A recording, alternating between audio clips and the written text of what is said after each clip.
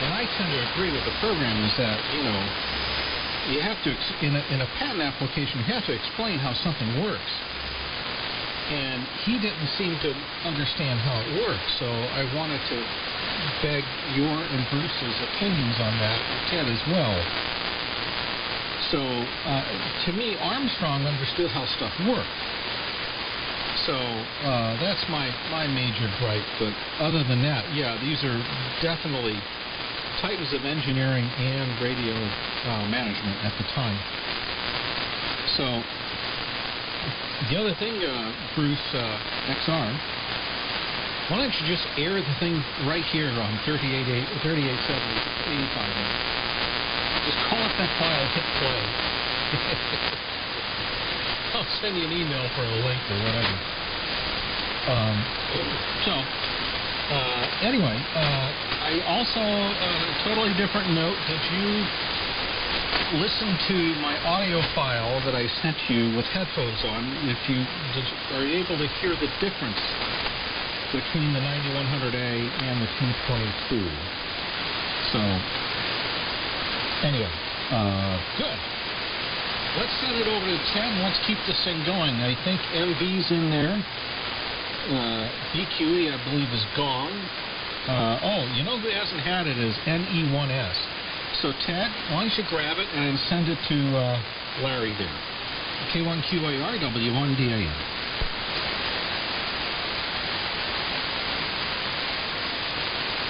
Well, I don't know, maybe just chimed in. All right, guys, I'm going to say 73. Good to chat with all of you, and I am finally signing out this time. W1UJR. 73. Bruce, it's great to hear you. Really appreciate it. Thanks for all the work you do for the AWA as well. W1DA. Yeah, Bruce, catch you later. Good hearing you on the air. Let's see, just a couple comments here. This is NE1S. From what I've read, and of course I have to qualify it that way, but because I wasn't there. But from what I've read, Lee DeForest really did. I certainly want to give him credit for inventing the triode vacuum tube, or at least the soft detector version of the triode vacuum tube. But from my reading, he really didn't understand how it worked. He thought, and he insisted, that the conduction from cathode to plate was due to ions in the tube. So he thought having some residual gas was absolutely necessary for its operation. And of course, that turned out not to be the case. It was electrons that were the charge carriers. So Armstrong understood this and published the. I guess they went back and forth several times in public letters to one another on the controversy. So, of course, now we know that Armstrong is right, and the only place where, in the triode, where presence of gas is necessary is like back in the day in the soft detector tubes, like the UV200, UX200, 200A, etc. And of course, the very early tubes that DeForest was playing with, he couldn't get a harder vacuum. You know, he couldn't get a real hard vacuum to be able to prove or disprove that the gas is required. So anyhow, it's interesting history. The other place the presence of gas is required in a triode is in a pyrotron, but they didn't have. I think they had a better vacuum than they had in a pyrotron. And pyrotrons don't make good amplification devices. So those are all the comments I had. And Steve, K1MV, I didn't even realize you were in here when I broke into the QSO. Good to hear you. And Steve, maybe next time we go down to Massachusetts for a ham fest or something, we can stop by Armstrong's grave on the way home. I'm not sure I could find it. I've been there with Bruce a couple times, W1HAR, but I'm not sure I could find my way to it without finding out first which cemetery, what the cemetery is called, and then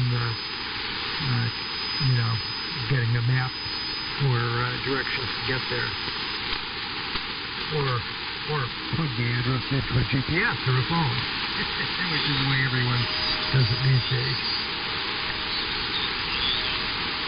So I'm going to get out of here. Thanks for letting me break in with my 2 cents worth. And 73, anyone else?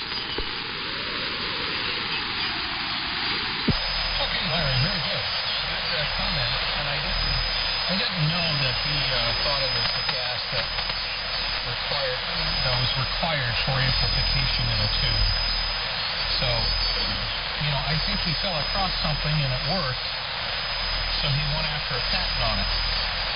And, but I also agree that the code would change communications and audio on RF as well. That's how the spark gap things.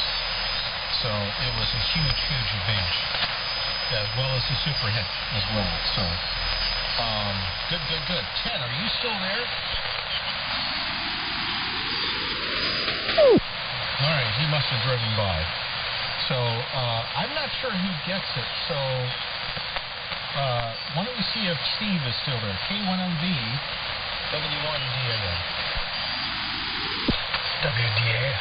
W1DAN and the group K1MV. Yeah, I'm still here. Just went for a little pizza action, and I think this will be my last. That looked like a QIX signal. This has been a fascinating evening just to get caught up on DeForest and just all that went on with that. It was on a rare at the level. I knew the guy, did that family. I knew the guy invented some tubes, and all of a sudden there was controversy about it. So really, it was an issue. So interesting to hear. Great signals from everybody tonight, and it's just been a pleasure. We're waiting for the big storm to hit, and I'm sure everybody south of me is. And now they're talking about 1 to 4 inches of rain. So hoping it's just one. My driveway finally stopped being ice skating rink and became an actual driveway today. So I was able to get out of the house and go places and pick up dinner. But this has been a fun group, and I'm going to listen out, and I'll say 7-3 to everybody, and hope you have a great evening. I'll turn it back to Bruce, W2XR, and say have a great evening from K1MV. WA1QIX. Yeah, hi Steve, good evening. K1MV and WA1QIX checking in with the group from W2XR. Good to talk to you. It's been a while. Have yourself a good evening. Enjoy your pizza dinner, and stay warm up there, and we will talk with you soon. And yes, good signals and good conversation this afternoon indeed. Dan, I did get your audio files, and I did acknowledge them, and I was a little surprised I didn't get a response, so maybe you never got my my reply. What I did say was I couldn't hear much of a difference, but then again, I really have to listen through my headphones. Maybe I'll do that after dinner tonight. I'll plug my headphones into my my desktop, and get a much better idea as to what the what the two processors sound like. Should be interesting. I really appreciate, again, you sending me those files, and there were quite a few of them, and I did listen to all of them. But the comment that I think Ted had made about General Sarnoff, I didn't say anything negative about Sarnoff, only it could probably be inferred that he was in large part responsible for the death of Armstrong. He probably felt guilty about it to a certain degree, but, you know, Sarnoff, although he wasn't an engineer, whereas DeForest and Armstrong were, DeForest was a very, very, very astute businessman. And he clearly recognized the future of these technologies that were developed by DeForest and by Armstrong. And he was able to mass produce them, productionize them, which was very, very difficult initially, particularly mass production of vacuum tubes. They had a very, very poor yield when the technology was first turned over to manufacturing.